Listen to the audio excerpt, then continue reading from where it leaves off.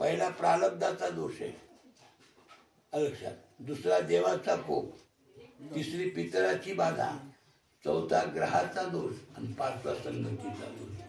5 दोषातून माणसाचं आयुष्य जातं. हा, आणि 5 दोषातून माणसाचं आयुष्य जात असल्यामुळं त्या माणसाला व्यवस्थित वागावं लागतं. देव, धर्म, पितर, आचार, विचार, ग्रह हे सगळं सांभाळावं लागतं. मी असं कधी माहिती, मी तसं कधी येड्या लक्षात जमत नाही मला.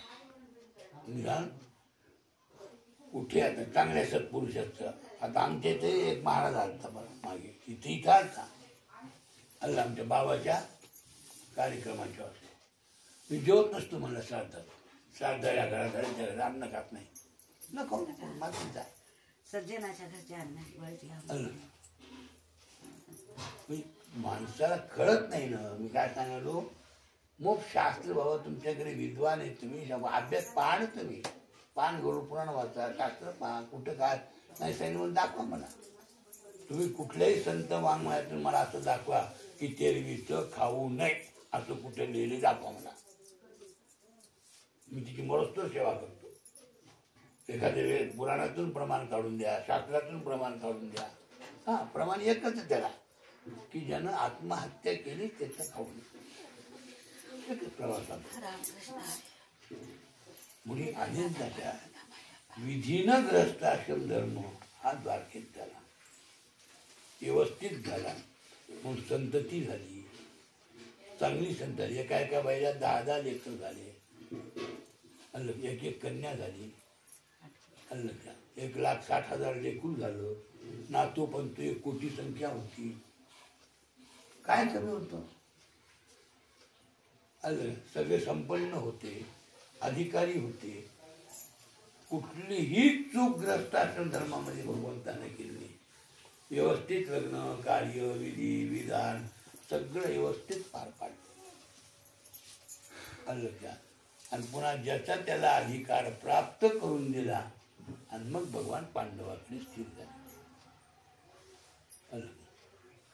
असे आनंद आहे भागवतामध्ये. खूप कथा आहेत. मला खूप चिंतनीय ग्रंथ. थोडं चलत गुड्या मारीत आपल्याला वेळ नाही, काही नाही, चलत गुड्या मारीत थोडं तुम्हाला अशा प्रकारचं सांगितलं जाईल.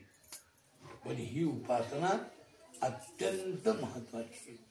खूप चिंतनामध्ये या ग्रंथाशिवाय दुसरा विषय ठेवायचा नाही, गीतेशिवाय दुसरा विषय ठेवायचा नाही. गीता आणि भागवत जरी एखादा आपल्याला कळायला अवघड वाटलं तर गीता भागवतासारखी ज्ञानेश्वरी आणि गाथा आहे, एकनाथी भागवत आहे. लक्षात, भावार्थ रामायणे 41,000 ओवी तयार केली नाथ महाराजांनी, थोडी नाही महाराज. भावार्थ रामायणाची 41,000 ओवी आहे.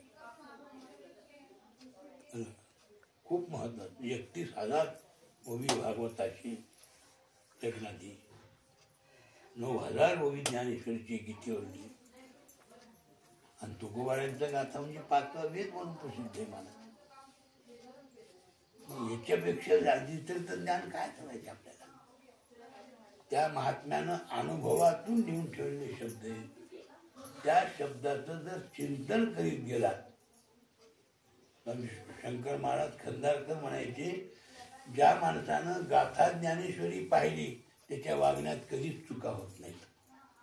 ज्यानं गाथा ज्ञानेश्वरी पाहिलीच नाही मग त्याच्या वागण्यात चुका होत्या. पण गाथा ज्ञानेश्वरी ज्या माणसानं पाहिली ना त्याच्या वागण्यात चुका होऊ शकत नाही.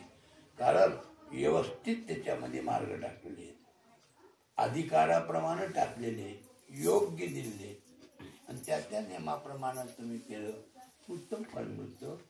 लक्षात. अशा अनंत कथा आहेत, अनंत उपासना आहेत. तसंही आमच्या चातुर्मास्याच्या नियमाप्रमाणे थोडंसं तुम्हाला चिंतन सांगितलं. आपल्याकडे शास्त्री आले, लक्षात, 1 अर्धा घंटा त्यांचं आपण चिंतन ऐकू. त्यांची अशा प्रकारे प्रवीण शास्त्री केळीकर म्हणून, हे नांदेडचे केळीचे औंध्यापाशी, आता नांदेडला मागे आलते ना. अत्यंत अशा प्रकारचे झाले. खरं म्हणजे त्यांच्यासमोर माझ्यासारख्या माणसानं सांगणं म्हणजे सुद्धा चूक आहे. मला काही अभ्यासच नाही ना. मी अडाणी माणूस आहे अशा प्रकारचा अगदी अंगठे बहादर, कुठलं चिंतन नाही, कुठलं शास्त्र नाही, कशाला काय ज्ञान म्हणतात ती, कशाला अज्ञान म्हणतात ती, कशा उगा ठोकून बोलतो म्हणून ते वागलं माझं.